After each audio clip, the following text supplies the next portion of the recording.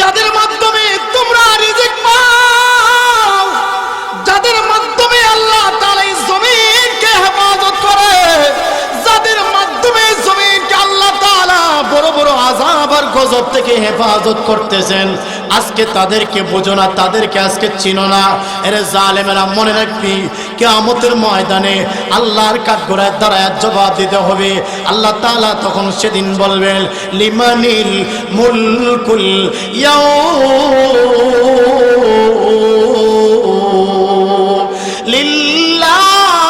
লিল্লাহিল ওয়াহিদিল কাহ্হার। সেদিন আল্লাহ তাআলা ডাক দিয়া বলবেন, আজকের দিনের রাজত্ব কার? আজকের দিনের একচ্ছত্র মালিকানা শুধুমাত্র কার থাকবে? জোরে বলেন কার?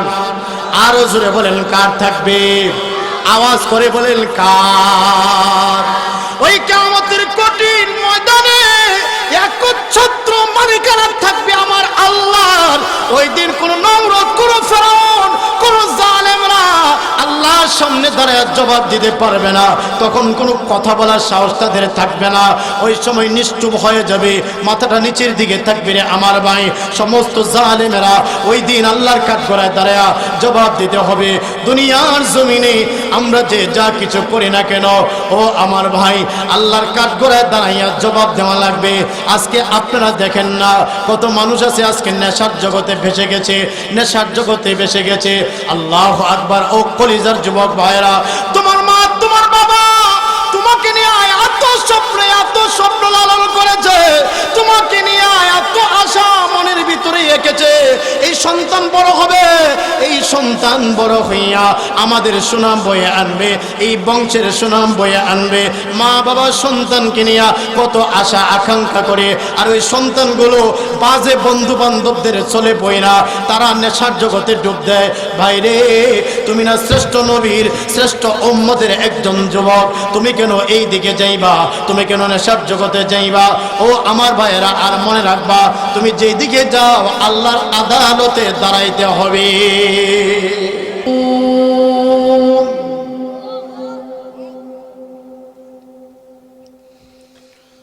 ইল্লা মান আতাল্লাহ বিকলবিন সালিম।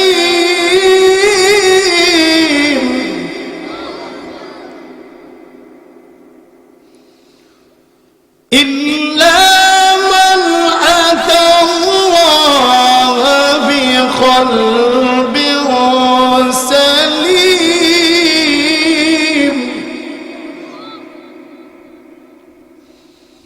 وأزلفت الجنة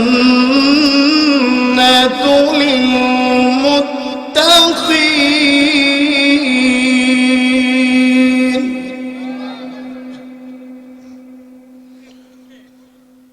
وأزلفت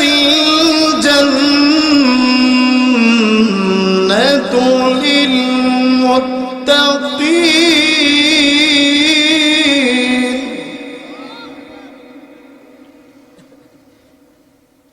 صدق الله مولانا العظيم.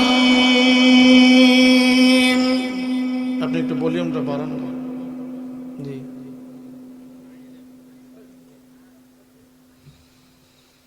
وقال النبي صلى الله عليه وسلم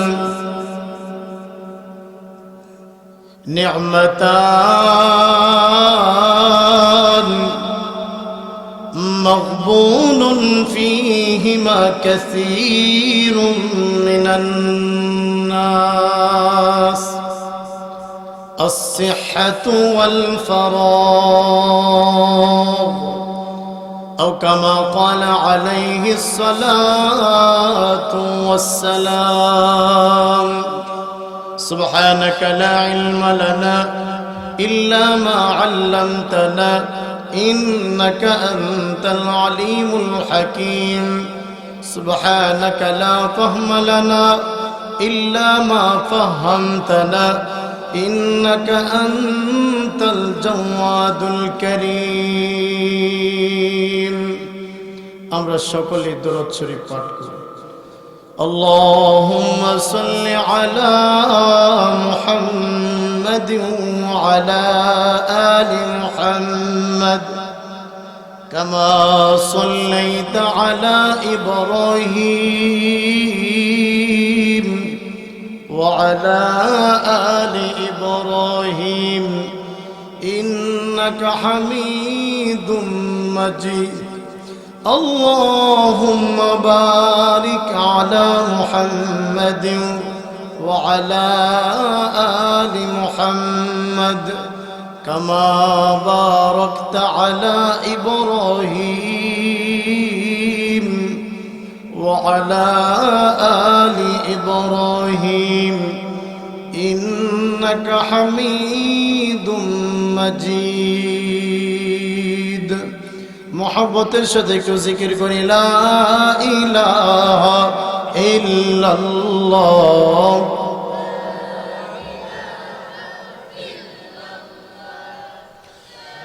লা ইলাহা ইল্লাল্লাহ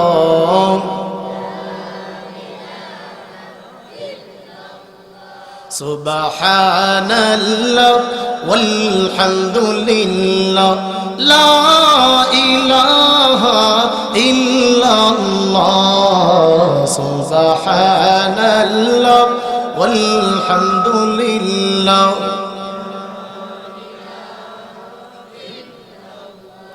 তুমি বাঁচাও তুমি মারো অবিরত ক্ষমা করো তুমি বাঁচাও তুমি মারো অবিরত ক্ষমা করো ধরার যে জন তাকে ধরো ধরার যে জন তাকে ধরো তোমার মুঠোয় সবই আল্লাহ সুবহানাল্লাহ ওয়ালহামদুলিল্লাহ লা ইলাহা ইল্লাল্লাহ সুবহানাল্লাহ ওয়ালহামদুলিল্লাহ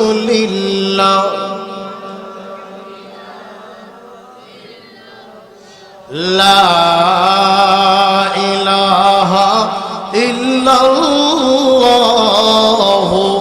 মুহাম্মাদুর রাসূলুল্লাহ সাল্লাল্লাহু আলাইহি ওয়াসাল্লাম। আলহামদুলিল্লাহ, ঐতিহ্যবাহী নেত্রকোনা জেলার অন্তর্গত মদন থানাধীন ঐতিহ্যবাহী গ্রাম ফতেপুর আল ইখওয়ানুল মুসলিমিন পরিষদের উদ্যোগে নবম বার্ষিক ইসলামী মহাসম্মেলনের উপস্থিত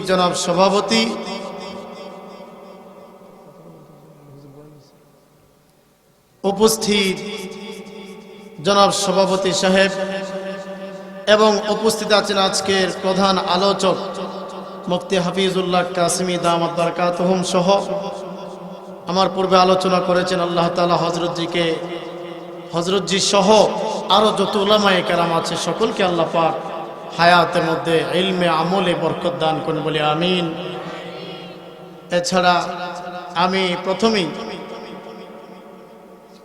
অত্যন্ত শুকরিয়া আদায় করছি আজকের ইখওয়ানুল মুসলিমিন পরিষদের যে সকল ভাইয়েরা মিলে সুন্দর চমৎকার একটি জান্নাতি বাগান উপহার দিয়েছেন, এজন্য আমি তাদের আন্তরিক শুকরিয়া আদায় করি। আপনাদেরকেও আন্তরিক শুকরিয়া আদায় করি যারা অনেক কষ্ট করে এসেছেন, প্রাণের মুরব্বী বাবারা, যুবক ভাইয়েরা, পর্দানিশীন অত্যন্ত শ্রদ্ধেয় নেককার মা ও বোনেরা, রব্বুল ইজ্জাতের দরবারে আমরা প্রাণ খুলে আবারও শুকর আদায় করি, বলি আলহামদুলিল্লাহ। এখানে নিচে যারা বসে আছেন দীর্ঘ সময় ধরে আপনাদের অনেক কষ্ট হয়েছে না? আসলে ওয়াইজিন বক্তা সাহেবদের তো পরিবর্তন হয়, আপনারা তো আর পরিবর্তন নাই, এক টিপে বসা আছেন, কষ্ট হওয়ারই কথা আপনাদের। তো যাই হোক, আমাদের প্রধান মেহমান আজকের যিনি কাসিমি সাহেব হুজুর হজরত জিও আছেন, আপনারা মেহেরবানি করে আজকের আলোচনার শেষ পর্যন্ত আলোচনা শুনে তারপরে যাবেন। রাজি আছেন ইনশাআল্লাহ? আল্লাহ তাআলা আমাদের সকলকে কবুল করেন। এলাকার মাটির নিচে যত মুমিন মুমিনাত ঘুমিয়ে আছে প্রত্যেকটা কবরবাসীকে জান্নাতের মেহমান বানায়া দেন। আপনাদের আমিনের আওয়াজে বোঝা যাইতেছে আপনারা খুব ক্লান্ত, অনেক ক্লান্ত আপনারা। একটু ফাঁকা জায়গাগুলো কেমনে বলি, মুরব্বীরা তো অনেক আমার বাবার বয়সের, অনেকে অনেক বড় ভাইয়েরা আছেন, বেয়াদবি হয় কি না? একটু মেহরবানি করে যদি একটু আগায় আসতেন, একটু ফাঁকা জায়গাগুলো যদি বন্ধ করতেন। দেখেন আপনাদের একটু দোয়া নেওয়ার জন্য আসছে, একটু দোয়া দিতে রাজি আছেন না? একটু দোয়া দিবেন না ইনশাআল্লাহ? তো একটু আগায় যান, আগায় যান। মহব্বতের মানুষরা কাছে থাকে, দূরে দূরে নয়, আগান। মাশাআল্লাহ মাশাআল্লাহ। সম্মানিত হাজিরিন, জি জি মাশাআল্লাহ, আল্লাহ তাআলা আপনাদের উত্তম বদলা প্রতিদান দান করেন, বলেন আমিন। আপনার আমিনের আওয়াজটা আমার মনটা পড়তেছে না। আমাদের এক হুজুর, খেয়াল করেন খেয়াল করেন, আমাদের এক হুজুর কুমিল্লার মেঘনা এলাকায় বয়ান করতে গেছে। গ্রাম এলাকা, কুমিল্লার মেঘনা এলাকা। তো হুজুরে আখেরাতের দোয়া করছে যে আল্লাহ সবাইকে আখেরাতে জান্নাতি হিসেবে কবুল করেন, আখেরাতের দোয়া করছে। আমিন আর কেউ বলে না, কারণ আখেরাতের দোয়াটা কিন্তু বাকি। দুনিয়ার দোয়াটা নগদ, আখেরাতের দোয়া বাকি না। এখন কেউ আর আমিন বলে না। তখন হুজুরে ভাবলো যে এরা তো আমিন কয় না, আসলে দোয়া ঘুরায় দিতে হইব, নগদ দোয়া। হুজুরের দোয়া দিছে যে আল্লাহ এখানে বুড়া যারা আছে জোয়ান বানায় দাও, জোয়ানদের মধ্যে অবিবাহিত যারা, তাদেরকে সুন্দরী সুরসী নারী দেখে বিবাহের ব্যবস্থা করে দিও। 2-4 কোটি টাকার মালিক এক একজনকে বানায় দিও। আর ঢাকা গুলশানে 2-4টা ফ্ল্যাট বাসাবাড়ির মালিক বানায় দিও। এই দোয়াটা বাকি না নগদ? বলেন না। এই নগদ দোয়াটা যখন দিছে, আমিনের একটা সূর্যে উঠছে মাঠটার ভিতরে, আমিনের যে একটা সুর উঠছে। একটা প্যান্ডেলের কাছে প্রস্রাব করতে বসছিল, হে একবার উঠে আর বয় আর কয় আমিন আমিন আমিন। তাইলে আপনাদেরকে দোয়া ঘুরাই দেওয়া লাগবে না তো? কি বলেন, দোয়া ঘুরাই দেওয়া লাগবে? আল্লাহ তাআলা আমাদের কবুল করেন। এলাকার মাটির নিচে যত মুমিন মুমিনাত ঘুমিয়ে আছে জান্নাতের মেহমান হিসেবে কবুল করেন। আমার প্রাণের ভাইয়েরা, মুরব্বী বাবারা, আমি আপনাদের খেদমতে কোরআনে হাকিমের 19তম পারা সূরাতুশ শুআরা এর 88, 89, 90 তিনটি আয়াত তেলাওয়াত করেছি। কত নম্বর পারা? 19তম পারা, আয়াত 88, 89, 90 এই তিনটি আয়াত তেলাওয়াত করেছি। আমার তেলাওয়াতকৃত আয়াতের ভেতর আল্লাহ পাক রব্বুল আলামিন বলেন, ইয়াউমা, সেদিন, লা ইয়ানফাউ, কোনো উপকারে আসবে না, মালুন, তাদের ধনসম্পদ, ওয়ালা বানুন, সন্তান সন্ততি। এটা কোন দিন? কিয়ামতের দিন। কোন দিন বলেন? কিয়ামতের দিন ধনসম্পদ সন্তান কোনো কাজে আসবে না। এরপরে আল্লাহ বলেন ইল্লা, তবে কিছু কিছু লোকের, এক শ্রেণীর মানুষের সন্তান মাল কিয়ামতের মাঠেও কাজে আসবে। কিছু কিছু লোকের, এক শ্রেণীর লোকের সন্তান মাল কিয়ামতের মাঠে কাজে আসবে, আর বাকি অধিকাংশদের সন্তান মাল কিয়ামতের মাঠে কোনো উপকারে আসবে না। কিয়ামতের দিন আমার বাপজানরা, যুবক ভাইরা, মা বোনরা, এটা বড় একটা কঠিন দিন, বড় শক্ত একটি দিন, যেটা আখিরাতের ওই কিয়ামতের দিনটা একদিন। আখিরাতের একটা দিন দুনিয়ার হবে 50,000 বছর। আখিরাতের একটা দিনকে দুনিয়ার দিনের সাথে যদি গণনা দেওয়া হয়, দুনিয়ার হবে 50,000 বছর, আখিরাতের হবে একদিন। ওই আখিরাতের দিনের গণনায় একটানা 50,000 বছর কিয়ামতের মাঠে দাঁড়ায়া থাকতে হবে। আখিরাতের দিনের গণনায় কত বছর?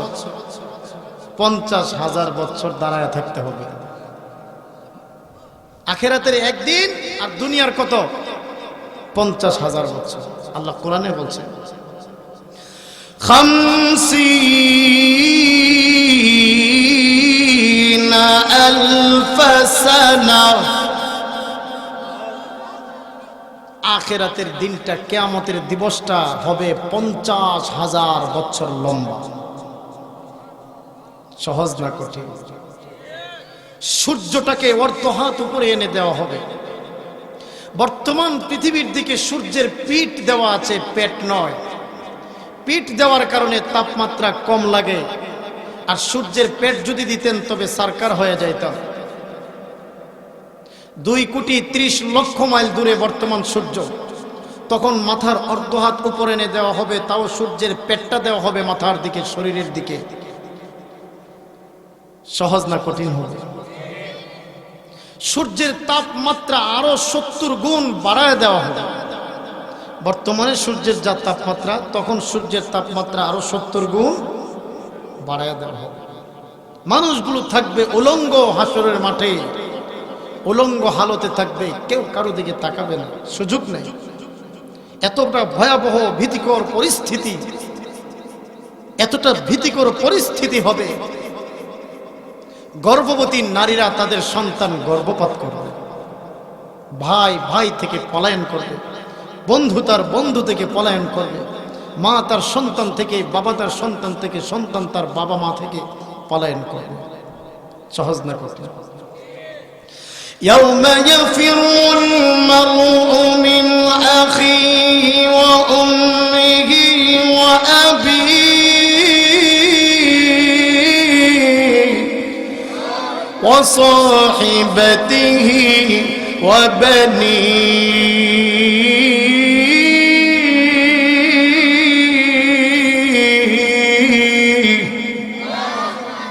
সেদিন ইয়াফিরুল মারউ মিন আখি, ভাই তার ভাই থেকে পলায়ন করে, ও উম্মি মা থেকে পলায়ন করে, ও আবি বাবা থেকে পলায়ন করে। কতটা ভীতিকর হবে বলেন পরিস্থিতিটা? মা একটা দুইটা নেকির জন্য যদি আটকা পড়ে যায়, সন্তানের কাছে যায় বলবে, বাবারে আজকের কিয়ামতের কঠিন ময়দানে একটা নেকির জন্য আটকা পড়ে গেছে, আমারে দিবিনি? সন্তানকে বলবে, বাবা একটা নেক আমারে দিবা? ছেলে বলবে, তুমি আমার মা না, দূর হয়ে যাও। সন্তান মাকে পরিচয় দিবে না সন্তান হিসাবে। বাবা যা বলবে, সন্তান দিবি আমারে? একটা নেকির জন্য আটকে পড়ে গেছি, আজকের কিয়ামতের ময়দানে একটা নেকির জন্য আমি আটকা পড়ে গেছি, আমারে একটা নেকি দিবিনি রে সন্তান? সন্তান তখন বলবে, দূর হয়ে যাও, সোহকান সোহকা বদান বদা, দূর হয়ে যাও, তুমি আমার বাবা না, তুমি আমার আব্বা না। এতটা ভীতিকর ভয়ঙ্কর পরিস্থিতি হবে। ভাই তার ভাই থেকে পলায়ন করবে, মা তার সন্তান থেকে, বাবা তার সন্তান থেকে, সন্তান তার বাবা মা থেকে, বন্ধু তার বন্ধু থেকে পলায়ন করবে।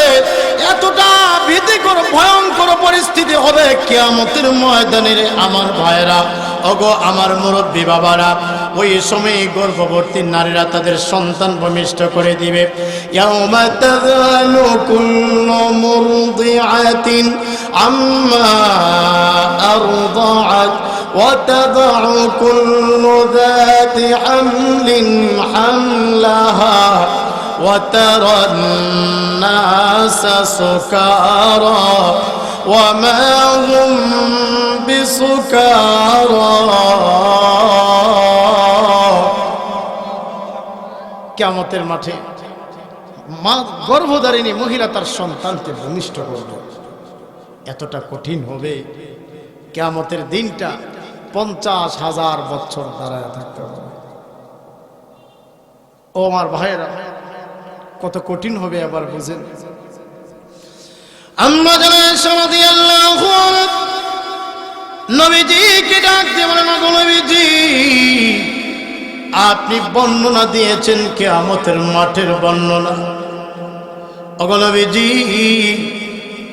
সকল মানুষেরা কিয়ামতের মাঠে উলঙ্গ হালতে দাঁড়াবে। ওই কিয়ামতের ময়দানে আপনার সকল উম্মতেরা থাকবে, আপনার আজওয়াজে মুতাহারাতগণ থাকবে, আপনার কলিজার টুকরা মেয়ে থাকবে। ওগো নবীজি, কিয়ামতের কঠিন ময়দানে উলঙ্গ হালতে যদি দাঁড়া, একজন আরেকজনের দিকে যদি তাকায়, আমার আপনার নবী বলেন, ওরে আয়েশা, মনে মনে তুমি কি ভাবতে আছো?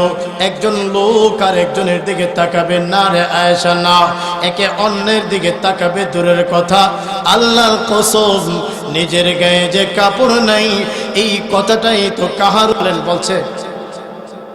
এই জাতির সবচেয়ে বড়, যেই জাতি আলেমদের মর্যাদা বুঝে না, যেখানে সাধারণ মানুষের দাম আর একজন আলেমের দাম এক সমান, অচিরেই সেখানে গজব আসবে।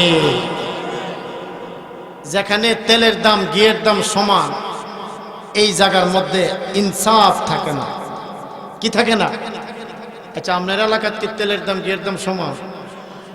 কথা বলেন না, আপনাদের কষ্ট হইতেছে না তো? আমার আলোচনা একটু চলবে। রাজার বাড়িতে, এই কি বলে আপনার এক দেশে পীর সাহেব ঠাকুর মশাই আর মুরিদ দুইজনে মিল্লা গেছে সফরে। যাওয়ার পরে দেখে যে তেলের দাম ঘিয়ের দাম সমান, তেলের দাম ঘিয়ের দাম। এখন মুরিদে সস্তা দামের ঘি পায়া, সস্তা দামের ঘি পায়া এত খাওয়া খাইছে, ঠাকুরের দেখলে খাইস না, এত খাইস না, খাইলে মোটা হয়ে যাবি, বিপদ আছে। কন্যা কি আছে? বিপদ আছে। এত খাইতেছে সস্তা পায়া। কিছুদিন পরে ঘটনা ঘটলো। ঘটনা কি? যে এক বাড়ির দেওয়াল দস্যা চোর মারা গেছে। দেওয়াল দস্যা পইরা কি মারা গেছে? চোর, চোর চুরি করতে গেছে আর দেওয়াল ভাঙ্গা চোরের উপরে পড়ছে, চোর মারা গেছে। মারা গেছে পরে চোরের পরিবার, চোরের কিছু সঙ্গী সাথী থাকে না, এরা গিয়া রাজার কাছে গিয়া নালিশ দায়ের করছে যে আমাদের ওই আমনের ওই বাড়ি এরা দেওয়াল ভাঙ্গা পড়ছে আর আমাদের লোকটা মারা গেছে, আমরা এর বিচার চাই।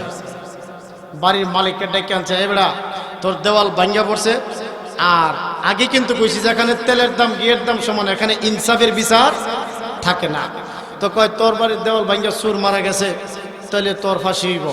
হ্যাঁ কয় স্যার আমার কি দোষ, বিল্ডিং বানাইছে যুগালীরা, রাজমিস্ত্রিরা বানাইছে। হ্যাঁ তাহলে দুশুলে হেরা রইব, হেরা দুর্বল করে বিল্ডিং বানাইলো কে? কয় ঠিক আছে, তাহলে রাজমিস্ত্রিরে ডাক। এই রাজমিস্ত্রি, বিল্ডিং দুর্বল করে বানাইছো কে? এরপরে বিল্ডিং ভাঙ্গা চুর মরছে, তোমার ফাঁসি।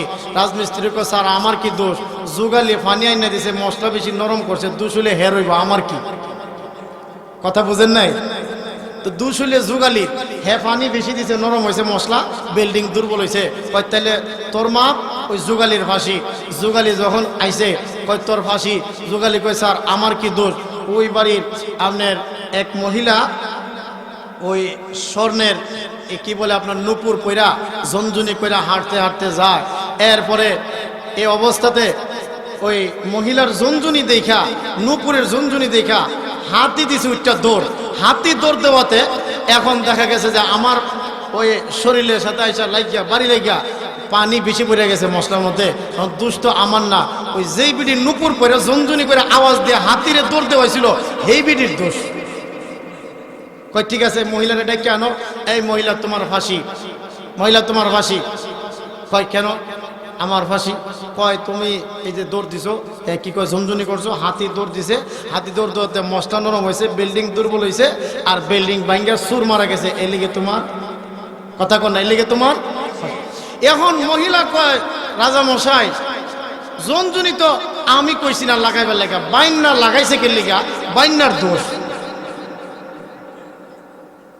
তে কয় বাইন্না বেটারে ডাকো, বণিক রে, এই বণিক তোমার ফাঁসি। বলে কে লিগা স্যার? কয় যে তুমি ঝনঝনি দিছো কে নুপুরের মধ্যে, এই জন্য সমস্যা হয়েছে, এতগুলো সমস্যা, এখন তোমার ফাঁসি। হ্যাঁ তো আর কিছু কোয়ার নাই। এখন কয় স্যার আমি আর কি করবো, তাহলে দেন ফাঁসি দিলে আমি আর কি করবো। এখন বাইনার গলা আবার এত চিকন, ফাঁসির রশিতে আয়ার যায়, বেশি চিকন গলা, কথা বলছে একবার বেশি চিকন গলা। এখন কি করব? এখন কয় যে কয় স্যার, জল্লাদের আইসা কয় স্যার বাইনার গলা বেশি চিকন, ফাঁসির রশি দিয়ে আসে আর যায়, এটা কাম হইতো না। কয় তাহলে কি করবি? বাদশা কয় দেখ, আমি যেটা অর্ডার দিছি ফাঁসি একটা দেওয়ার জন্য, ফাঁসি দেওয়ান লাগবে, এটা আমার অর্ডার। তো কয় এটা লাগে না স্যার, কি করবো? কয় জিডার লাগে হিটারও এনে দে, জিডার লাগে হিটারও এনে দে। এখন এই রশির মাপে এমন গলা, এত মোটা গলা আর দেশের মধ্যে খুঁজা পায় না। খুঁজতে খুঁজতে খুঁজতে খুঁজতে যাইয়া ওই ঠাকুর মশাই আর তার মুড়িদে যে ঘি খাইয়া এমন মোটা হইছে, হের গলা গার এমন মোটা, যাইয়া সেটা মিলে গেছে গা। কয় বাদশা তোমার ডাকে, তোমার ফাঁসি। বলে কেলিগা? কয় ফাঁসি। এবার দৈরা নিছে। তাহলে মুড়িদে কয় ঠাকুর মশাই আমারে বাঁচান। কয় কেমনে বাঁচাতাম? তোরে আগে কইছিলাম না?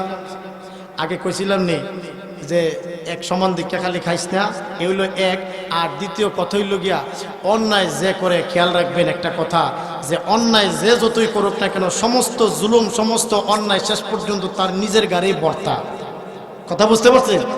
তো এখন তারে ডাকলো, কয় যে ইয়া করছে, এই তোর ফাঁসি। কে লিগেছা? কয় তোর গলা লাগে, এ লিগে তোর ফাঁসি। এখন ঠাকুর রেগে কয় স্যার বাঁচা। কয় দেখ এখন কেমনে বাঁচাইতে আমার। তুই এক কাম করিস, একটা বুদ্ধি করবি, তোরে যখন ফাঁসি দিতে নিব তুই কইবে যে আমারে দেন, আর আমি কমো না আমারে দেন। আমরা দুইজনে একটা তর্ক লাগবো, কার আগে কে ফাঁসির কাছে যাইতাম। তখন বাদশা তো জিগাইবো, কোনো একটা কিছু জিগাইলে তুই কইবি আজকের দিনে আজকে যে ফাঁসি লাগবো, মরতে দেরি, স্বর্গে যাইতে দেরি নাই। কথা বুঝতে পারছেন? এখন ফাঁসির কাছে যখন নিচে জল্লাদেরা, এখন ওই ঠাকুরে কয় আমারে ফাঁসি দাও, হেরে দিও না। এখন হ্যাঁ কয় না আমারে দেন, আমার ঠাকুরে দেন না। দুইজনে লাগছে ঝগড়াঝাটি। বাদশা কয় আওয়াজ কি রে? হ্যাঁ কিসের আওয়াজ করে? কয় স্যার এই ঘটনা, হ্যাঁ একজনের আগে আরেকজন যাইতে চায়। কয় তাহলে বিষয়টা কি? এই ঠাকুর তোমাদের এই বিষয়টা কি? ফাঁসির তো মানুষ যাইতে চায় না। কয় আজকের দিনে যে এই ফাঁসির রশিতে লাগিয়া মরবো, মরতে দেরি, স্বর্গে যাইতে দেরি নাই। বাদশা কয় আমি থাকতে আমার আগে তোরা জান্নাতে যাইবে কেলিগা, স্বর্গে কেলিগা যাইবে? জল্লাদরা ডাক দিয়া কয় আমার গলাতে রশিটা লাগাই দিবে। কথা কি বুঝতে পারছেন? ঠিক তদ্রূপ ভাবে যে যত অন্যায় অবিচার জুলুম নির্যাতন করুক না কেন, সমস্ত অন্যায় অবিচারের এই অপরাধ এক সময় তার গাড়ি বর্তাবে। কথা বলেন ঠিক কিনা বেঠে? শেষ পর্যন্ত তার গাড়িগুলো বর্তাবে। কথা কোন ঠিক কিনা বেঠে? কষ্ট হইতেছে আপনাদের? আরে জালিমের দলেরা, আজকে যাদের মাধ্যমে তোমরা রিজিক পাও, যাদের মাধ্যমে আল্লাহ তাআলা এই জমিনকে হেফাজত করে, যাদের মাধ্যমে জমিনকে আল্লাহ তাআলা বড় বড় আযাব আর গজব থেকে হেফাজত করতেছেন, আজকে তাদেরকে বুঝো না, তাদেরকে আজকে চিনো না। এরে জালেমেরা, মনে রাখবি কিয়ামতের ময়দানে আল্লাহর কাঠগড়ায় দাঁড়ায় জবাব দিতে হবে। আল্লাহ তাআলা তখন সেদিন বলবেন লিমানিল মুলকুল ইয়াউম লিল্লাহিল ওয়াহিদিল কাহ্হার। সেদিন আল্লাহ তাআলা ডাক দিয়া বলবেন আজকের দিনের রাজত্ব কার? আজকের দিনের একচ্ছত্র মালিকানা শুধুমাত্র কার থাকবে? জোরে বলেন কার? আরো জোরে বলেন কার থাকবে? আওয়াজ করে বলেন কার? ওই কিয়ামতের কঠিন ময়দানে একচ্ছত্র মালিকানা থাকবে আমার আল্লাহর। ওই দিন কোন নমরুদ, কোন ফেরাউন, কোন জালেমরা আল্লাহর সামনে দাঁড়ায় জবাব দিতে পারবে না। তখন কোনো কথা বলার সাহস তাদের থাকবে না। ওই সময় নিষ্ঠুর হয়ে যাবে, মাথাটা নিচের দিকে থাকবে। রে আমার ভাই, সমস্ত জালেমেরা ওই দিন আল্লাহর কাঠগড়ায় দাঁড়ায় জবাব দিতে হবে। দুনিয়ার জমিনে আমরা যে যা কিছু করি না কেন, ও আমার ভাই, আল্লাহর কাঠগড়ায় দাঁড়াইয়া জবাব দেওয়া লাগবে।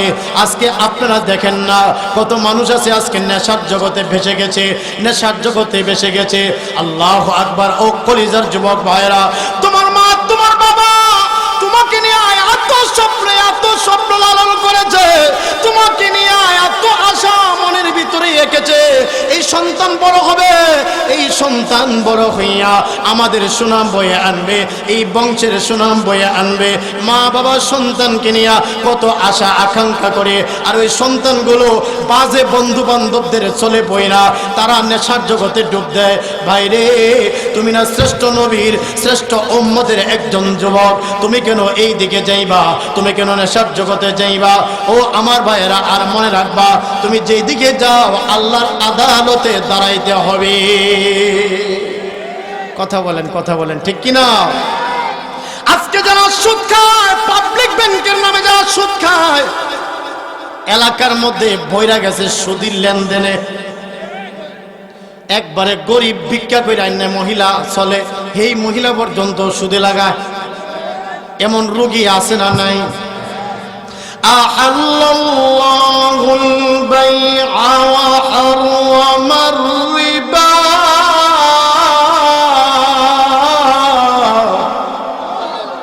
আল্লাহ তাআলা আহাল্লাল্লাহুল বাইআ, আল্লাহ বেচা কেনা বেচাকে আল্লাহ হালাল করেছেন।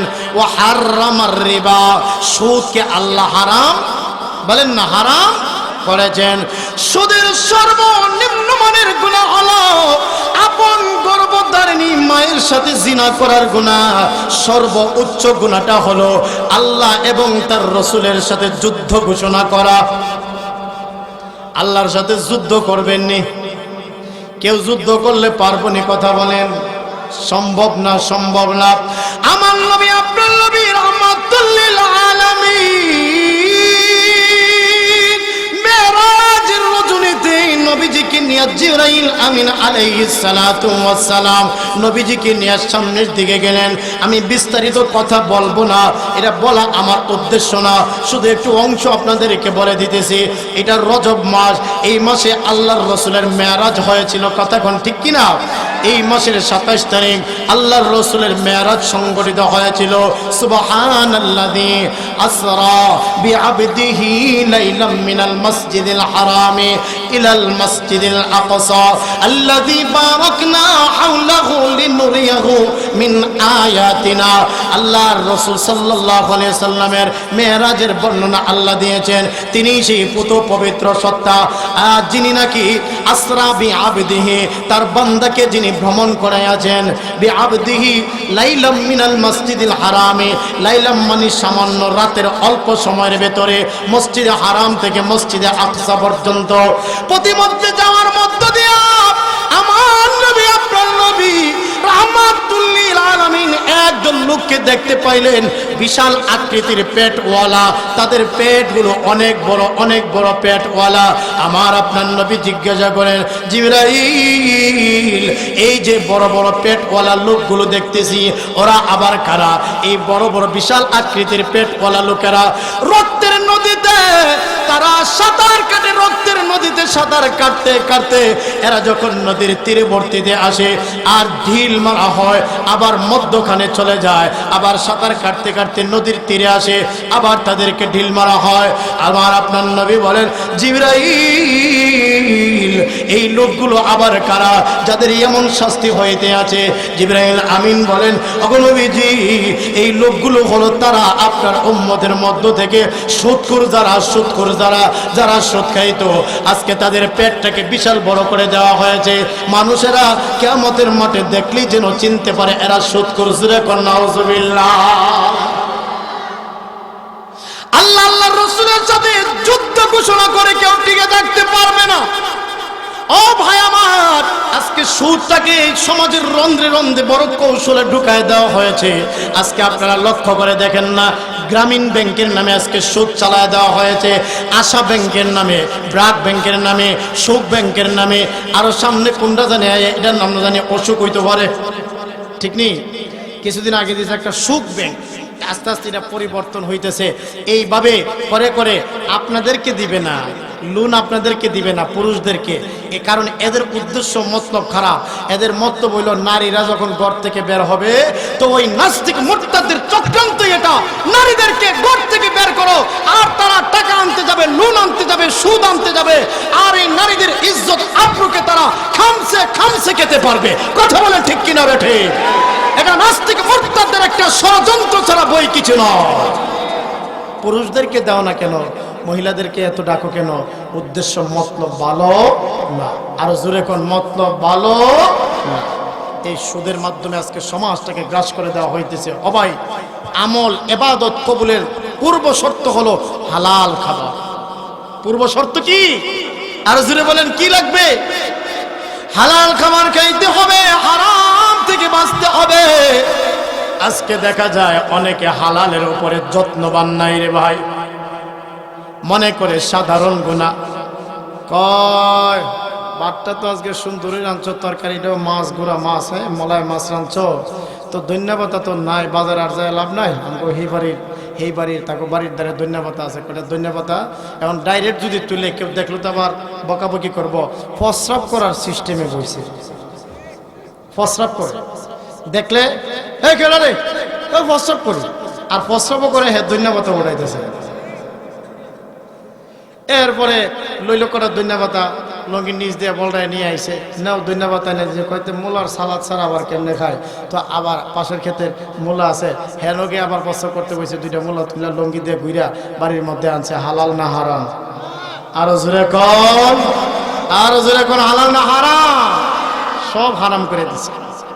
ছোট বাচ্চা মাছ একটা ধরে আনছে অন্যের পুকুর থেকে, নিয়ম আসলো দুইটা থাপ্পড় দিয়া তখন বলা হয় বেটা কার পুকুর থেকে মাছ আনছ, হ্যাঁ মালিকের কাছে গিয়ে মাপ চাইতো, এটা হচ্ছে নিয়ম, ঠিক না? তো এখন হেরে আর এই উৎসাহ দেয়, দোয়া করেন হুজুর আল্লাহ একটা লক্ষ্মী ছেলে দিছে, হের ফাওয়া লক্ষ্মী যেহান দাদা একটা কিছু না লই আয়ে না। আজকের ইখওয়ানুল মুসলিমিনের মাহফিল থেকে এই কথাটি লইয়া যান, এটা দরকারি কথা আমাদের নাও, এগুলো আমাদের দরকারি কথা। হুজুর হের পাওয়ার মধ্যে লোক কি, হে যেদিকে যায় একটা মূলা নাইলে একটা মাছ নাইলে একটা তরি তরকারি ধন্যবাদ কিছু না লইয়া বাড়ি যায় না, এমন একটা লোক কি ছেলে হুজুর আল্লাহ আমার দিছে। নাউজু নাউজু বিল্লাহ। হে যখন কয় আমি আনছি মাছ চুরি করিয়া, আমার আব্বা আমাদের কয় লক্ষ্মী ছেলে, তো এরপরে বাপের পকেট থেকে 2-4-5টা 10টা নে, এমন করতে করতে আস্তে আস্তে লতা চুরি, ফাতা চুরি, এরপরে টেয়া চুরি, এরপরে আস্তে আস্তে যে বড় চোর হয়। কথা কোন ঠিক না বেঠিক? এইভাবে ডাকাত তৈরি হয়। আর যদি প্রথমেই তারা দুইটা থাপ্পড় দিয়া, এই বেটা তুই কার গাছ থেকে কি আনছস, কার ক্ষেত থেকে কার পুকুর থেকে আনছস, দুইটা থাপ্পড় দিয়ে বিচার করতো, তাদের কাছে মাপ চাইতো, ছেলেটা লজ্জা পাইতো, শাসনও পাইতো, আর চুরি করতো। কথা বলেন ঠিক কিনা বেঠিক? আর চুরি করতো না তখন। আর অনেকে আছে কি করে জানেননি, যেমন মনে করেন আপনার গাছ থেকে আপনার খেতে থেকে একটা জিনিস নিছে, মা বাবার কাছে গিয়ে তোমার ছেলেটা তো এমন করলো, হ্যাঁ বাপ যেটা বলাটা এমন করছে, এমন বলে না, হ্যাঁ ছেলেটা এমন করছে, উল্টা মা বাবা আরো ঝগড়া লাগে। একটা মূলায়ন না আছে, একটা ধন্যবাদ না আছে, একবারে কি শেষ করেছি না ক্ষেতটা।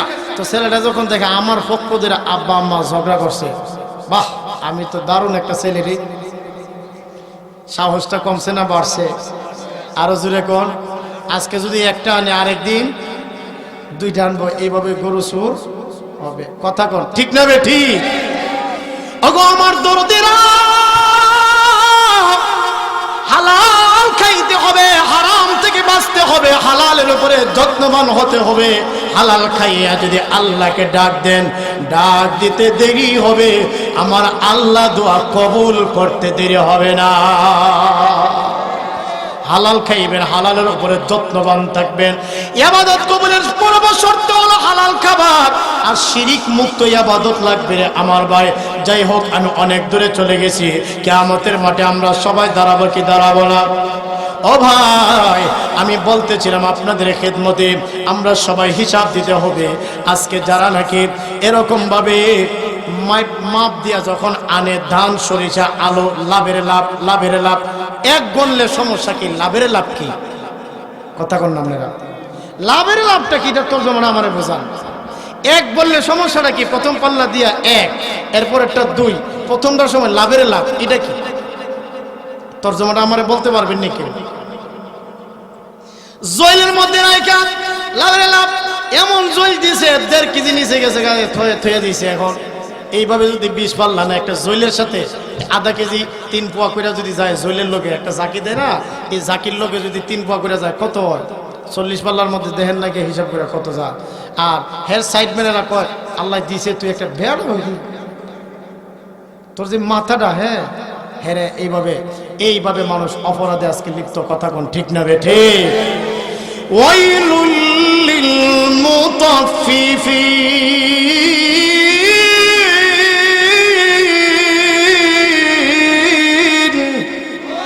আল্লাযীনা ইযা ইক্তালু আলান নাসি ইস্তাউফুন।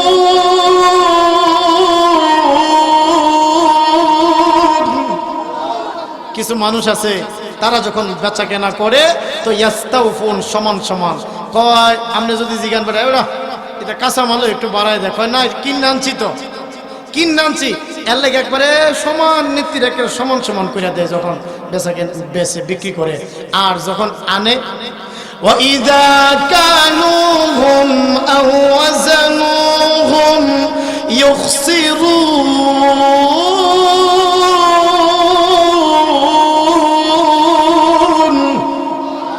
মাইপটা যখন কিনা আনে তখন দুর্বেড়া তোরা ক্ষেতের ধান না, ক্ষেতের সরিষাই তো, এই ক্ষেতের জিনিসটা ওটা দে, এইভাবে দেয়া দেয়। তো যখন আনে তখন বেশি করে আনে, কিনা নিজেরা যখন আনে বেশি করে আনে। আর মানুষও যখন মাইপটা বিক্রি করে সমান সমান করে দেয়। আছে না নাই? আরো জোরে বলে না আছে না নাই? আল্লাহ রাব্বুল আলামিন বলে ওয়াইলুন, ধ্বংস তাদের জন্য। তাদের জন্য কি ধ্বংস? তাদের জন্য কিয়ামতের কঠিন ময়দানে আল্লাহর আদালতে দাঁড়ায় জবাব দিতে হবে রে আমার ভাই, ওগো আমার দরদিরা, আমার বন্ধুরা, ওগো কলিজার যুবক ভাইরা, তুমি যে যে অন্যায় করো না কেন আল্লাহর কাছে দাঁড়ায় জবাব দিতে হবে। আমি বলতেছিলাম কিয়ামতের কঠিন ময়দানে সকলেই দাঁড়ায় জবাব দিতে হবে। ও ভাইরা আমার, তাহলে আগের থেকে প্রস্তুতি গ্রহণ করতে হবে। আসেন আমরা পরের শব্দে যাই। ইয়াউমা লা ইয়ানফাউ মালুন ওয়ালা বানুন, সেদিন মাল কাজে আসবে না, সন্তান কাজে আসবে না, ইল্লা, তবে এক শ্রেণীর লোকের মাল কাজে আসবে, সন্তান কাজে আসবে। তারা কারা? তাদের একটা বর্ণনা দিয়েছেন। তারা কারা হবে? তারা হলো, আল্লাহ রাব্বুল আলামিন বলেন ইল্লা মান আতাল্লাহ বিকলবিন সালিম।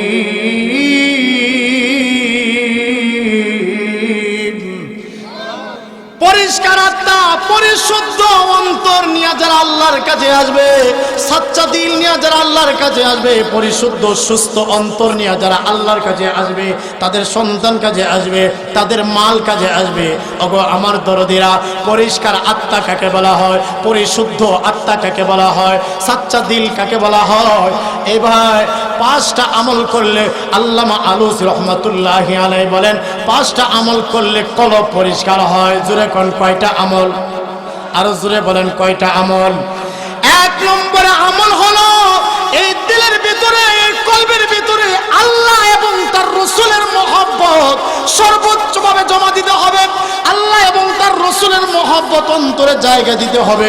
অন্য কিছুর মহব্বত বের করে দিয়া আল্লাহর ভালোবাসা, রাসূলের ভালোবাসা অন্তরে জায়গা দিতে হবে। এটা হলো 1 নম্বর। তবে কলব কি হবে? বলেন না, কলব কি হবে? পরিষ্কার হবে। 1 নম্বর গেল আল্লাহ আল্লাহর রাসূলের মহব্বত দিলে জায়গা দেওয়া। 2 নম্বরটা হলো ভ্রান্ত বাতিল আকীদা বিশ্বাস দিল থেকে বের করে দিতে হবে। ভ্রান্ত বিশ্বাস আকীদা রাখা যাবে না। ওই যে অনেক মানুষেরা আছে না, কয় যে বাবা আমারে এটা দেন, বাবা আমারে সেটা দেন, কয় যে হুজুর দোয়া করেন বৈশাখ্যা দান না পাইলে মইরা গেছতাম গা। তাহলে কি বৈশাখ্যা দানে বাঁচাইছে? কথা কন না, বাঁচাইছে কে? আরো জোরে বলেন। এই ভ্রান্ত আকীদা রাখা যাবে না। অনেকে আছে কি বাবার কাছে চায়, বাবা দেন না একটা ছেলে একটা মেয়ে, বাবা এমন একটা সমস্যায় পড়ছি দেন না, এমন মানুষ আছে না নাই? এই ভ্রান্ত আকীদা দিলের ভিতরে রাখা যাবে না। কলব কি হবে? পরিষ্কার হবে। ভ্রান্ত আকীদা বের করে দাও। 2 গেল। 3 নম্বর, মন চাহি জীবন ছেড়ে দাও, রব চাহি জীবন ধরো। মন যেটা চায় এটা করা যাবে না। রব যেভাবে চায়, আল্লাহ যেভাবে চায় ওইভাবে জীবন চালাও। কলব কি হবে? পরিষ্কার হবে গেল 3 নম্বর। 4 নম্বরে আমলটা হলো ওয়ায়ুনফিকুনা ফি সাবিলিল্লাহ, আল্লাহর রাস্তায় সামর্থ্য অনুযায়ী খরচ করে দান সদকা, কলব পরিষ্কার হবে। 5 নম্বরে আমলটা হলো ওয়ায়ুরশিদু বানিহি ইলাল হাক্কি, নিজে দ্বীনের পথে চলো, সন্তানদেরকে দ্বীনের রাস্তায় চালাও, কলব কি হবে? 5টা আমল পাইছেন তো? এবার আসেন 1 নম্বর, আল্লাহকে কেন জায়গা দিব দিলের ভিতরে? ও ভাই, মার গর্বে আল্লাহ 3টা অন্ধকারের ভিতরে এত সুন্দর করে আমাদেরকে বানাইলেন যিনি, তাকে দিলে জায়গা দাও। ইয়াখলুকুকুম ফি বুতুনি উম্মাহাতিকুম খালকাম মিন বা'দি খালকিন ফি যুলুমাতিন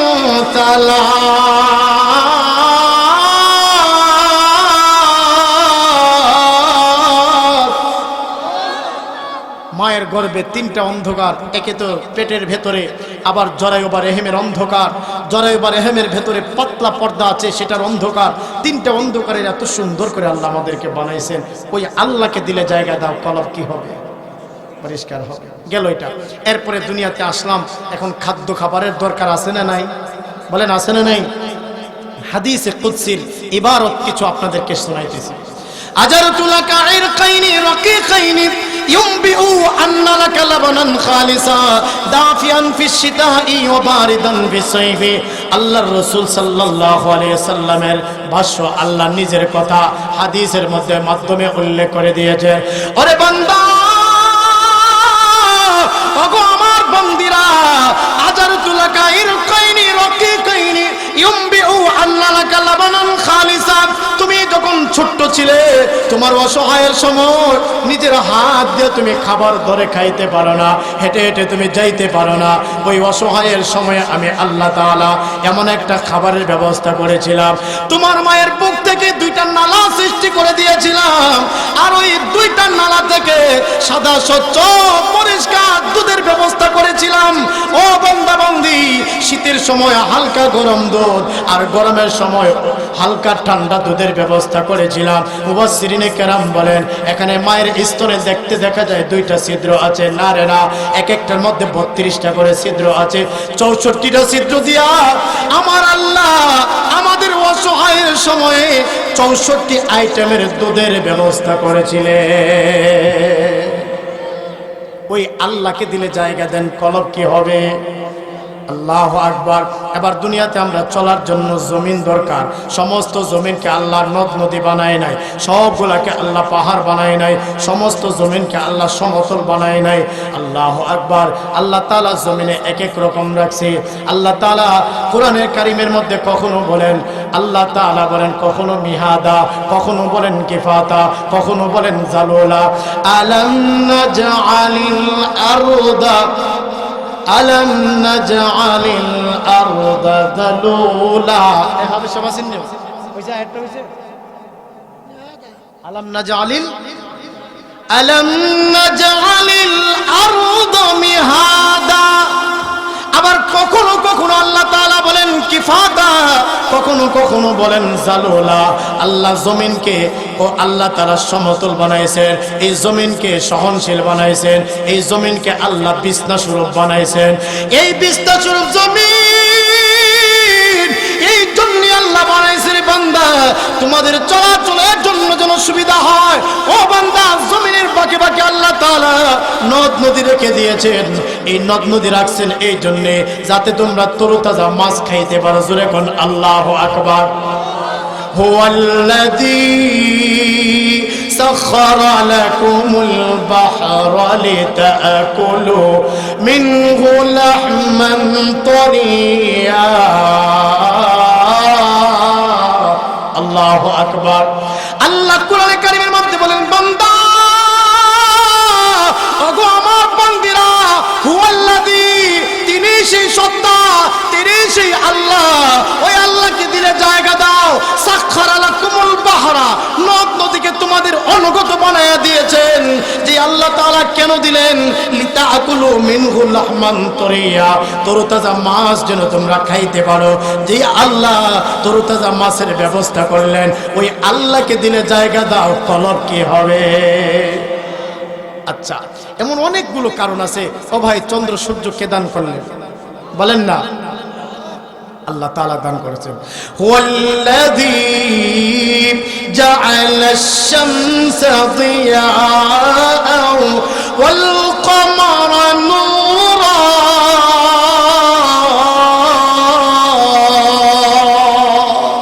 আল্লাহু আকবার। আমার আল্লাহ তাআলা বলেন হুয়াল্লাযী, তিনি সেই সত্তা, জাআলা শামসা দিয়াআ, যিনি সূর্যকে আলোকিত বানালেন, ওয়াল কমারা নূরা, চন্দ্রকে দীপ্তময় বানালেন। ওই সত্তাকে দিলে জায়গা দাও, কলব কি হবে? আল্লাহু আকবার। আল্লাহ যদি চন্দ্র না দিতেন, সূর্য যদি না দিতেন, অন্ধকারাচ্ছন্ন হয়ে থাকতো, আমরা কেমন করে চলাফেরা করতাম?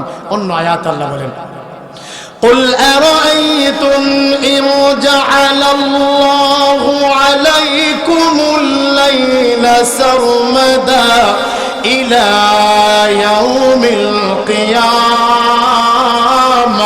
من إله غير الله يأتيكم بضياء।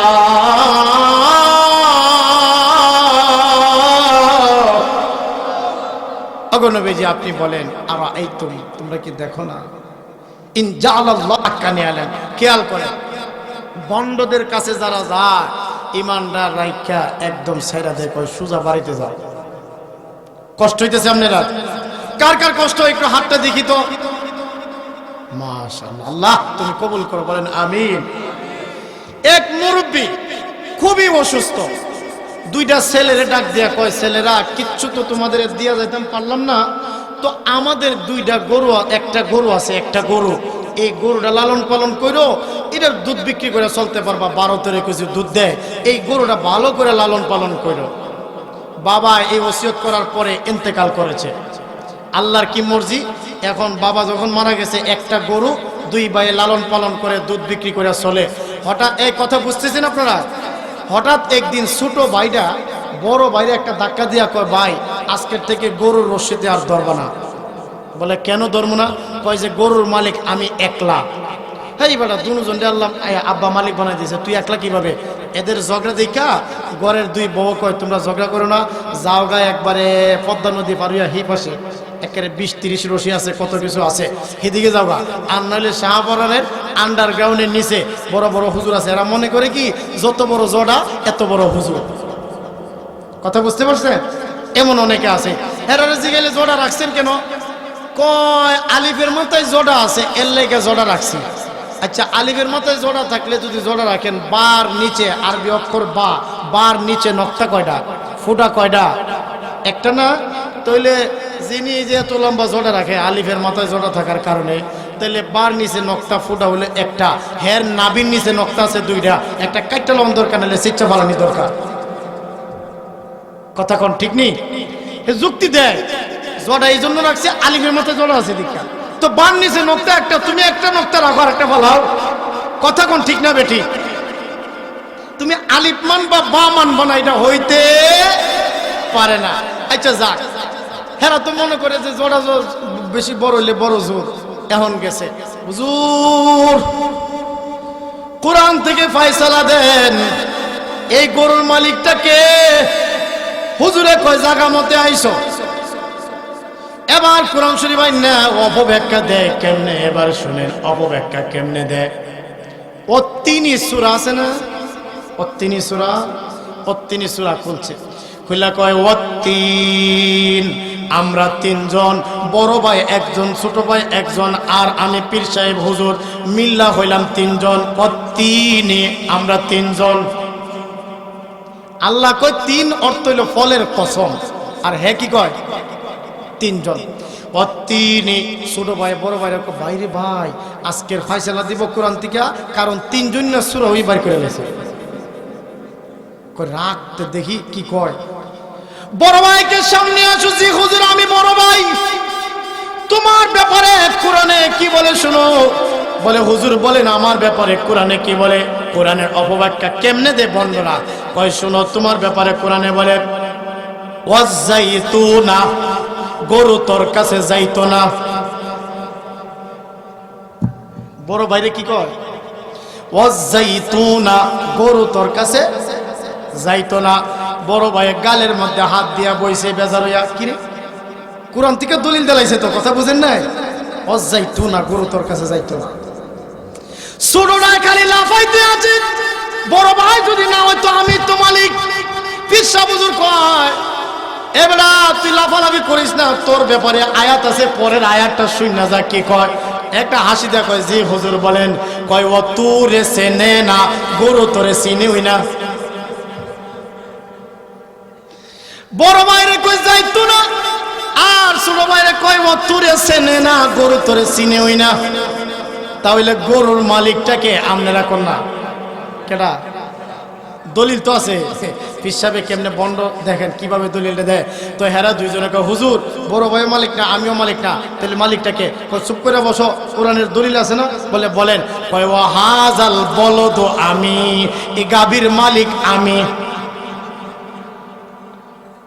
কই নিয়ে লাগাইছে চিন্তা করছে মুসলমান কোরআনের অপব্যাখ্যা দিয়া দুই পায়ের থেকে গরু ডারাইকা দিয়া কয় সোজা বাড়িতে চলে যাও কোরআনের আয়াতের উল্টা ব্যাখ্যা বিভিন্ন রকমের মন গড়া তাফসীর কইরা কয় যে গরু ডারাইকা সোজা বাড়িতে চলে যাও ঠিক তদ্রূপ পাবে বন্ড ফন্ড জড়াওয়ালা গাঞ্জাওয়ালার কাছে যারা যাবে ঈমানটা রাইকা দিয়া বলবে সোজা জাহান্নামে চলে যাও যারা বলেন ঠিক কি না বেটে নারে তাকবীর দ্বীন ইসলাম ফতেপুরবাসী আলী খানুল মুসলিমিন যুব সংঘ জিন্দাবাদ নারে তাকবীর সুজা ইমানদারের রাইকা ছেড়ে দিব যাও জাহান্নামে চলে যাও ওই কোরআনের অপব্যাখ্যা দেওয়া যেমনি গরুটা রাখছে এইভাবে ছেড়ে দিব কথা বলেন ঠিক কিনা বে ঠিক ওগো মুসলমান ভাই আসুন আমরা একটু সামনের দিকে আগাই দুই নম্বর হলো ভ্রান্ত বাতিল আকীদা বিশ্বাস দিল থেকে বের করে দিতে হবে আমার খাবারের মালিক আমার হায়াতের মালিক আমার রিজিকের মালিক আমার মৌতের মালিক আল্লাহ আমার হায়াতের মালিক মৃত্যুর মালিক কে জোরে বলেন কে আরো জোরে বলেন কে আল্লাহ তাআলা আল্লাহ রাব্বুল আলামিন কোরআনের মধ্যে বলে দিয়েছেন ওগো নবীজি আপনি বলেন কুল ইন্না সালাতি ওয়া নুসুকি ওয়া মাহইয়ায়া ওয়া মামাতি লিল্লাহি রাব্বিল আলামিন ও নবী আপনি বলেন আমার নামাজ আমার কুরবানি আমার যাকাত আমার সব কিছু একমাত্র আল্লাহর জন্য যেন হয় আমার সব কিছু আমার আল্লাহর জন্য এই জন্য ভাইরে দিল থেকে অন্তর থেকে ভ্রান্ত আকীদা বিশ্বাস বের করে দিতে হবে এই কলবের ভিতরে আল্লাহকে জায়গা দিতে হবে আমার আল্লাহ সব কিছু পারে তুমি অভাবে পড়েছো আল্লাহকে ডাক দাও তোমার এখন মুসিবতে আছো তুমি মুসিবত থেকে আল্লাহকে ডাক দাও আমার আল্লাহ মুসিবত থেকে উদ্ধার করতে পারে কি পারে না আরো জোরে বলেন পারে কি পারে না ফানাদা ফিজ যুলুমাতি আল্লাহ ইলাহা ইল্লা আনতা এইভাবে হযরত আইয়ুব আলাইহিস সালাতু ওয়াস সালাম হযরত ইউনূস আলাইহিস সালাতু ওয়াস সালাম ডাক দিলেন আল্লাহু আকবার মাছের পেটের ভিতর থেকে ফানাদা ফিজ যুলুমাত অন্ধকারের ভেতর থেকে ডাক দিলেন একে তো হলো রাত্রি গভীরের অন্ধকার আবার সাগরের তলে দেশে আছে পানির অন্ধকার আবার মাছের পেটের ভিতরে অন্ধকার ওই মাছটাকে আরেকটা মাছে খেয়ে ফেলেছে এত কিছু অন্ধকারের ভেতর থেকে ফানাদা ফিজ যুলুমাতি অন্ধকার থেকে আল্লাহকে ডাক দিলেন কি বলে ডাক দিলেন আল্লাহ ইলাহা ইল্লাল্লাহ ওগো আল্লাহ আল্লাহ লা ইলাহা ইল্লাল্লাহ আপনি ছাড়া আর কোনো মাবুদ নাই রে আল্লাহ আপনি ছাড়া আর কোনো মাবুদ নাই আল্লাহ ওই অন্ধকারের ভেতর থেকে আপনি আমাকে মুক্তি দিতে পারবেন আপনি আমাকে বের করতে পারবেন আল্লাহ তাআলা হযরত ইউনূস পয়গম্বরকে মুক্তি দিয়েছিলেন কি দেন নাই কথা বলেন দিয়েছিলেন কিনা আল্লাহু আকবার মুসিবতে পড়ে গেছেন আল্লাহকে ডাকেন নফল নামাজের সিজদায় পড়ে যান আপনার সন্তানের দরকার সিজদায় পড়ে আল্লাহর কাছে কাঁদেন ওগো দয়ার মালিক আমার একটা সন্তান লাগবে আল্লাহ আপনাকে সন্তান দিবে যে আল্লাহ হযরত ইব্রাহিম আলাইহিস সালাতু ওয়াস সালামের বয়স হয়ে গেছে 80 সেখানেও দিয়েছেন স্বামী স্ত্রীর বয়স একজনের 120 আরেকজনের 90 ওই অবস্থাতে আল্লাহ তাআলা সন্তান দিয়েছেন কি দেন না ও ভাই, এজন্য যা লাগবে আল্লাহর কাছে চান, ভ্রান্ত আকীদা বের করে দিতে হবে। গেল 2 নম্বরের সংক্ষিপ্ত কিছু কথা। এবার 3 নম্বরের আলোচনাটায় আসেন। মন চাহি জীবন ছেড়ে দাও, রব চাহি জীবন দলো। রব চায় আল্লাহর রাসূল যা নিয়ে এসেছেন এই অনুযায়ী তুমি আমল করো, যা নিষেধ করেছেন তার থেকে তুমি বিরত থাকো। মা আতাকুমুর রাসূল ফাখুযুহু ওয়া মা নাহাকুম আনহু ফান্তাহু। রাসূল যা নিয়ে এসেছেন তার উপরে তোমরা আমল করো। ওমা নাহাকুম আনহু ফান্তাহু, রাসূল যা নিষেধ করেছেন, ওমা নাহাকুম যার থেকে নিষেধ করেছেন, ফান্তাহু বিরত থাকো, ওইগুলো থেকে তোমরা ফিরে আসো। উম্মতেরা রে, রাসূল যা কিছু থেকে বারণ করেছে তার থেকে তোমরা দূরে চলে আসো। মন তো চায় নামাজ পড়িস না, মন তো চায় তুই রোজা রাখিস না, মন তো চায় তুই গুনার কাজ কর, মনে চায় তুই মোবাইলের মাধ্যমে উলঙ্গ পড়া দেখি। ওরে যুবক, তুই যে কোনো কাজ করো না কেন, আমার আল্লাহ কিন্তু দেখতে আছে। শীতের সময়ে কম্বলের ভিতরে যাইয়া, লেপের ভিতরে যাইয়া তুমি গুনাহ করো, মনে করো আমার আল্লাহ দেখতেছে না। আমার আল্লাহ তাআলা কোরআনে কারীমের মধ্যে বলেন, ইন্না রাব্বাকা লাবিল মিরসাদ। আল্লাহ তাআলা মিরসাদে আছে, মানে হলো আল্লাহ সব দেখতে আছে। তুমি আল্লাহকে যদিও দেখো না, আল্লাহ সব দেখতে আছে। ও আমার প্রাণের ভাইয়েরা, ও দরদের যুবক ভাইয়েরা, গুনাহ থেকে বাঁচতে হবে, মন চাহি জীবন ছেড়ে দিতে হবে। কিয়ামতের কঠিন ময়দানে আল্লাহ রাব্বুল আলামিন যদি তোমাকে আমাকে জিজ্ঞাসা করে, বান্দা আমি আল্লাহ তোকে দুনিয়ায় যখন পাঠাইছিলাম এই হাতের কোনো গুনাহ ছিল না, এই নিষ্পাপ হাতটা আমাকে ফেরত দে, আমার কোনো জবাব থাকবে না। আল্লাহ রাব্বুল আলামিন যদি জিজ্ঞাসা করে, ও বান্দা বান্দি, ওগো ফতেপুরের যুবক, ও ফতেপুরের মুরব্বী, ও ফতেপুরের মহিলা, জবাব দাও, আমি আল্লাহ দুনিয়ায় যখন তোমাকে পাঠাইছিলাম এই চোখটা ছিল নিষ্পাপ, এই চোখের কোনো গুনাহ ছিল না। কথা বলেন ঠিক কিনা? আল্লাহ যদি জিজ্ঞাসা করে ওই নিষ্পাপ চক্ষুটা আমারে ফেরত দে, তখন কোনো জবাব থাকবে না। আল্লাহ যদি জিজ্ঞাসা করে, বান্দি আমি আল্লাহ দুনিয়ায় যখন তোরে পাঠাইছিলাম এই দিল দিমাগ সব কিছু ছিল নিষ্পাপ, এইগুলোর কোনো গুনাহ ছিল না রে বান্দা বান্দি, ওই নিষ্পাপগুলো আমাকে ফেরত দে, তখন কোনো জবাব থাকবে না। ওই সময় তো মুখে কথাও বলতে পারবেন না। আল্লাহ সূরা ইয়াসিনের মধ্যে বলেন, আল ইয়াউমা নাখতিমু আলা أفواههم وتكلمنا أيديهم وتشهد أرجلهم بما كانوا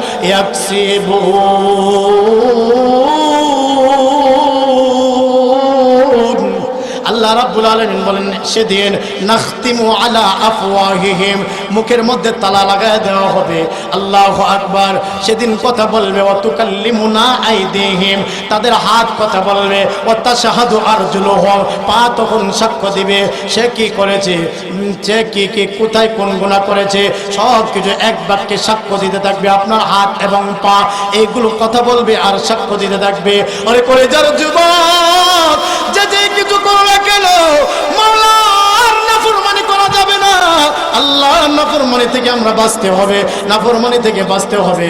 কারণ আমার আপনার কলবটা ততক্ষণ পরিবর্তন হবে না, পরিশুদ্ধ হবে না, যতক্ষণ মন চাহি জীবন না ছাড়বো, শয়তানি জীবন যতক্ষণ না ছাড়বো, ততক্ষণ কলব পরিষ্কার হবে না।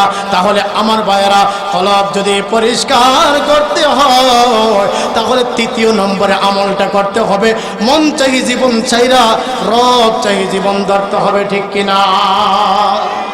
ও ভাইয়েরা আমার, আল্লাহ কত সুন্দর করে বলতেছেন, ইয়া আইয়ুহাল ইনসানু মা গররাকা বিরাব্বিকাল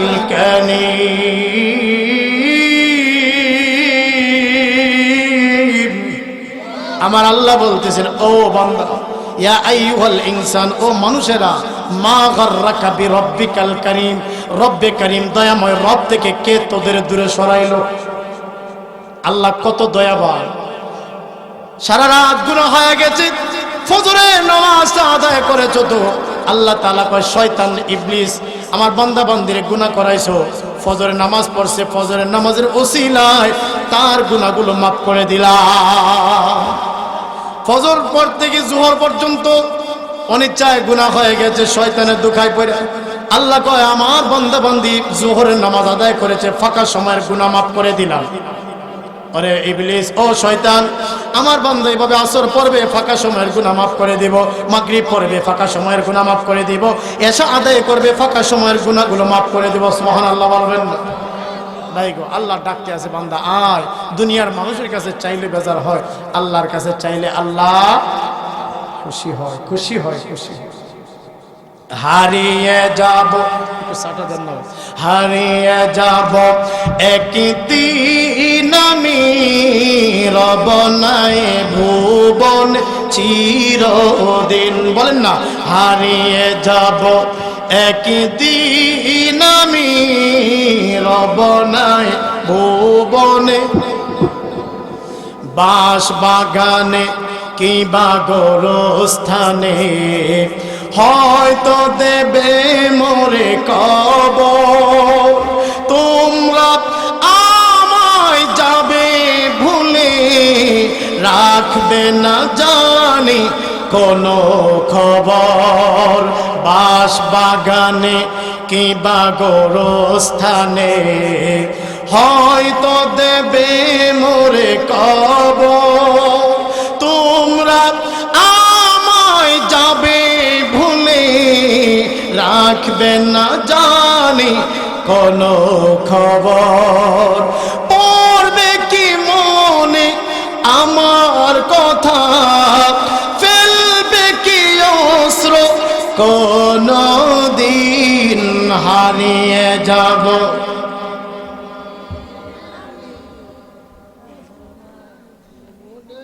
রব নাই ভুবন চিরদিন, ক্ষমা করে দিও তোমরা আমায়, ভুল করে থাকি যদি কোনো দিন, হারিয়ে যাব একদিন আমি, রব নাই ভুবন চিরদিন, রব নাই ভুবনে।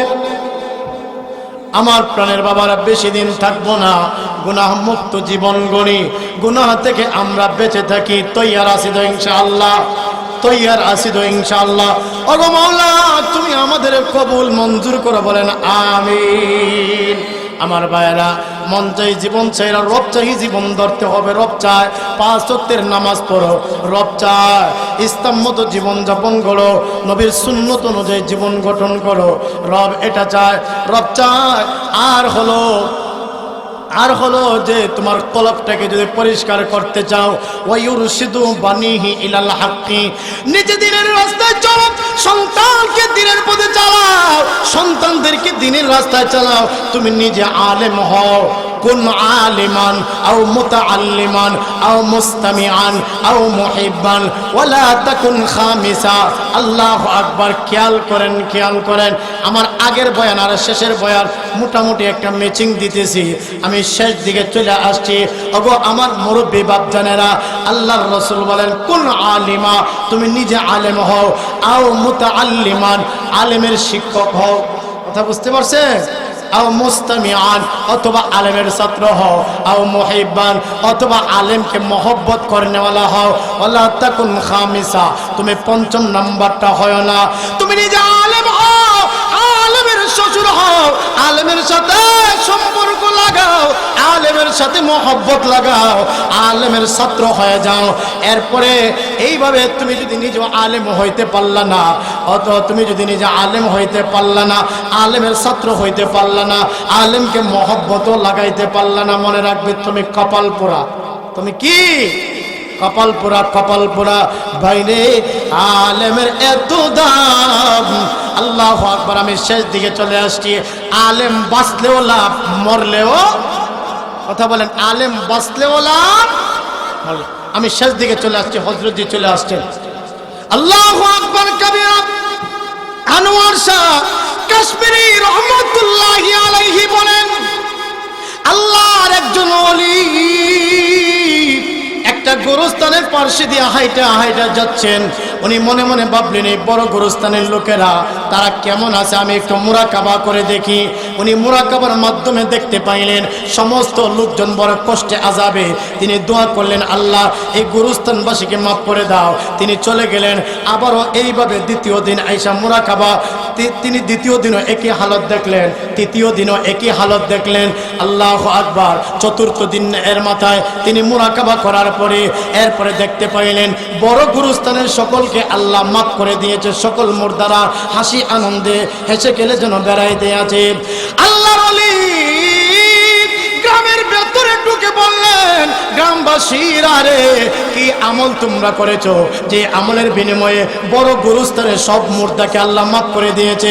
গ্রামবাসীরা ডাক দিয়ে বলেন, ওগো আল্লাহর ওলি, আমাদের জানা মতো তেমন কোনো আমল তো আমরা করি নাই, তবে গত কয়েকদিন পূর্বে এই গ্রামের একজন হাফেজে কোরআন মারা গেছিল। ওই হাফেজে কোরআনের লাশটাকে সবাই মিলা পরামর্শ কইরা বড় গুরুস্থানে দাফন করেছিলাম। আল্লাহর ওলি গো, এটাই আমাদের জানা মতো নেক আমল। আল্লাহর ওলি ডাক দিয়া বলেন, আরে গ্রামবাসী, তোমাদের কপাল ভালো, তোমাদের ভাগ্য ভালো। একজন হাফেজে কোরআনের লাশকে বড় গুরুস্থানে দাফন করার কারণে আল্লাহ তাকে ওসিলা বানাইয়া ওই বড় গুরুস্থানের ভিতরে যত মুর্দাগুলো আছে সকল মুর্দাদের মাফ কইরা জান্নাতের মেহমান বানায়া দিয়েছে। আলেম বাঁচতেও লাভ, মরলেও কি লাভ। আলেমদের কদর ইজ্জত করবেন, নিজেও দিন শিখবেন, সন্তানকে শিখাবেন, কলব পরিষ্কার হবে। 5 নম্বর, নিজের সাধ্য মতো কিছু খরচ করবেন। আল্লাহ প্রথমে আমাকে আপনাদের সবাইকে আমল করার তৌফিক দেন।